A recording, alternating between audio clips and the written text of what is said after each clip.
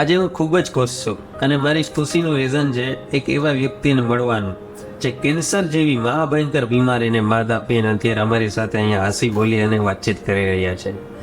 એમનું નામ છે મિત્રો હિતેશભાઈ તલસાણિયા. રાજકોટના એક નામાંકિત ઉદ્યોગપતિ છે અને જેમને મળવાનો મોકો મને મારી જ ટીમના એક મહત્વના મેમ્બર સચિનભાઈ વોરા દ્વારા થયું છે. હવે આપણે હિતેશભાઈ દ્વારા જ એમની જર્ની વિશે વધારે જાણીએ.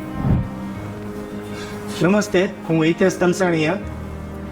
મને સચિનભાઈ થ્રુ રોડઅપ 2 વર્ષ પહેલાં કેંગેન માટે થઈને એપ્રોચ કરેલો. ત્યારે મનમાં કાંઈ એવું હતું નહીં કે આ શું વસ્તુ છે, પણ એ પછી મને મારા શરીરમાં કેન્સર આવ્યું પ્રોસ્ટેટનું, મને ડાયાગ્નોઝ થયું જે 4થા સ્ટેજમાં હતું. એ વસ્તુ જ્યારે ખબર પડી ત્યારે પાછું મેં સચિનભાઈને કોલ કરીને કીધું કે ભાઈ આ વસ્તુ શું છે તમે મને સમજાવો કેંગેન વોટર.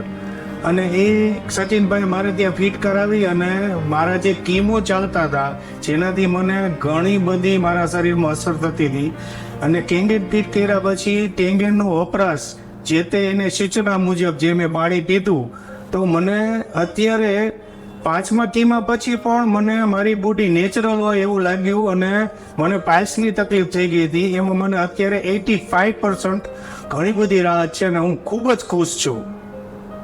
કેન્સરના પેશન્ટ તો કંઈ ઘણા જોયા છે, પણ કેન્સરની આ જર્નીમાંથી પસાર થઈને પણ આટલા એનર્જેટિક અને એન્થુઝિયાઝમથી આજે અમારી સાથે છો તમે, એના માટે really heads of to you sir.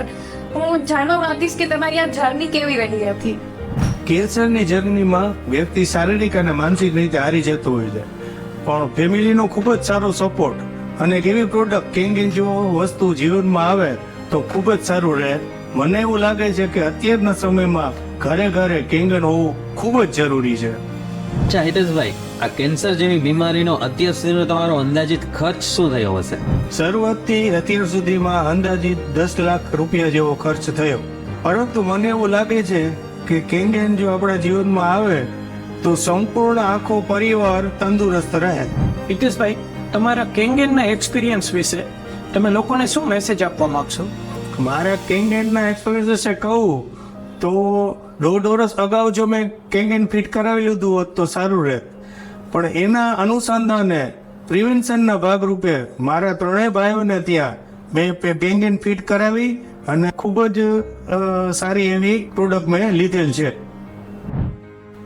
As we all know, prevention is always better than cure.